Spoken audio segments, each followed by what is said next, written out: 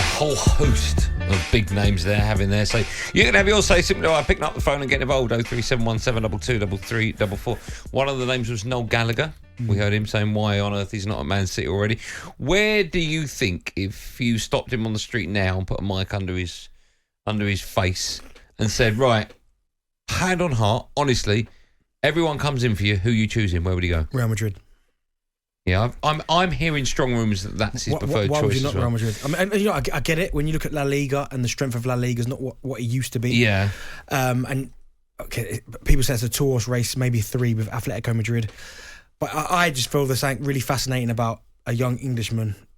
A lot of people make this kind of this statement that he has to come to the Premier League because it's the best in the world. Okay, yeah, but as you said, he's 19. If I've got the opportunity to go to Real Madrid, I'm going to Real Madrid. Is there any part of him, if you were in that situation, any part of him that would like to do it back home rather than do it in Spain? Yeah, I get that. I mean, does that count for much? I don't know if it counts for much, but if he was to come back home and play for the likes of, I don't know, Manchester City or Arsenal or Chelsea, wherever he wants to go, wherever he wants to go, then of course it's fantastic. But I'm not under the illusion that every young English player or every top Englishman has to do it in the Premier League. If he was to go from Dortmund to Real Madrid, there's something quite special about that, because you talk about one of the most iconic, if not the most iconic football club ever. Yeah, in Real Madrid, won the Champions League 14 times. We saw what they're building the other night against Liverpool. Still got young players: Vinicius Junior, Valverde, got Rodrigo, Camavinga, Tchouaméni. They've got young players there. I know you still got the likes of Benzema, Modric, these guys, the statesmen. You need the old brigade there. You need a little bit of Toni Kroos. Yeah. You start putting Bellingham into that midfield as well. You can see what Real Madrid are clearly doing for the next 10 years. Everyone's going to come in, or everyone that can afford him is going to come in for him. The fee's around about 150 million euros. When you look at other expensive teenagers, Mbappe's the most at 180 million. João Felix is in there 127. You got De Ligt for 85 million. How much money realistically, if you do get a bidding war, do you think he could go for? And how much he should go for as well, Benny? Well, I guess just say all the teams come to the same type of figure. If they're saying, right, £132 million, 150 million euros, and 4 or 5 teams get to that level, then I think it then comes down to personal preference and also personal wages. Do you know what I mean? So then, I expect Liverpool to be in for him. It's whether they could, what they call it, FSG, are going to put their hands in their pocket and really back Jurgen Klopp with that type of money. Manchester United, I expect to be there. Manchester City, you know they're going to be there. Arsenal will be there. Chelsea will be there. Arsenal will be How there. can you put Arsenal in the same breath as Real Madrid? Okay. What, I put you in there? Yeah, Man United. Excuse me, are you finished 6th last year?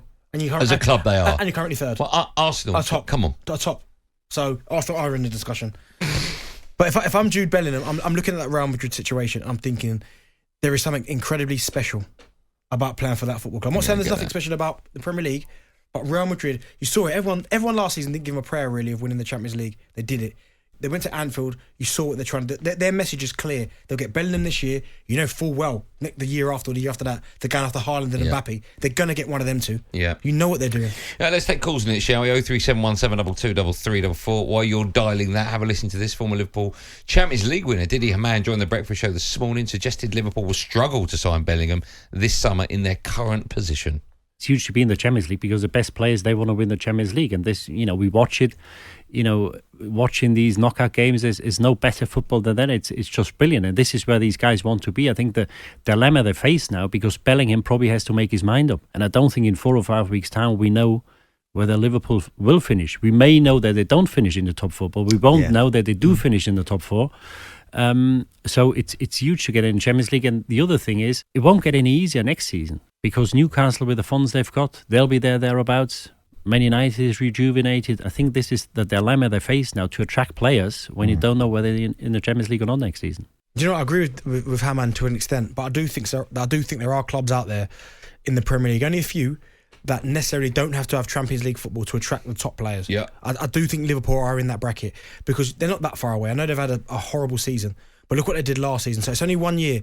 So if he can, and they're a massive club, yeah. and there's an opportunity for them to get in the top 4 if they continue in their league form. Yeah, that's right. So I still think I'm not saying it's they've got no chance of getting him if they're not in the Champions League, but I still wouldn't rule it out if they don't make it. Okay.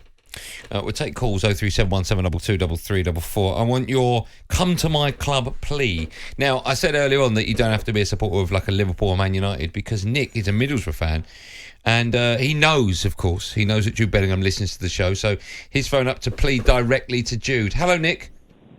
Yeah, hi guys, you all right? We're great. How are you today? Yeah, fantastic, thanks. And I just thought I'd make a plea, because when we're in the Premier League next season, as we inevitably will be, then we're better to learn your trade and continue than under Michael Carrick, who's doing a fantastic job. So midfield maestro, teaching a midfield maestro in the Premier League. Johnny Howson's legs are going a little bit. He could replace Johnny, occasionally. Play alongside Hayden Hackney. Job done, really. Come along, Jude. Get yourself to the borough, and we'd love you for it. Have you got that kind of money, Nick? Have you got 150 million euros for one player? Well, you know what? We only need one player because we're playing so well at the moment. I think we'd take on anyone in the Premier League under Michael Carrick. But yeah, maybe it's a little bit rich. But he'd be attracted by the Cleveland Hills. He'd be attracted by Side, wouldn't he? And nights out in Yarm. So there's more to it than just 150 million, guys. Get into the borough. This is exactly the call that we wanted. Yeah. Nick, before I let you go, you mentioned there you'll be playing your football in the Premier League. Do you think you'll go up automatically, or do you think you'll do it via the playoffs? Well, I was at Bramall Lane last week. It would have been 13-point swing if we'd have lost. It's now 4. I know they've got a game in hand. I'm pretty confident because our running looks slightly better than theirs. And you know what? We've got momentum, and that's a big thing in football, isn't it, momentum? So flip a coin, but if we don't go up automatically, no one will want to play us in the playoffs under Carrick. Nobody at all. Yeah, I agree. Yeah, you turned your club into just a winning machine. Thanks, Nick. Thanks for coming on. Yeah. Cheers, mate. Thanks. There you go, Mick, the Borough fan. Yeah. Trying to sell Middlesbrough to Jude Bellingham. Yeah, so just sell the naming rights to the stadium. There you go. That's what they always do, didn't they? Find a way. What, call it the Jude Bellingham Stadium? There you go. And then he'll be playing there. talkSPORT Drive with Andy Goldstein. Monday to Friday afternoon from 4. On AM, on DAB, via the talkSPORT app and on your smart speaker. talkSPORT.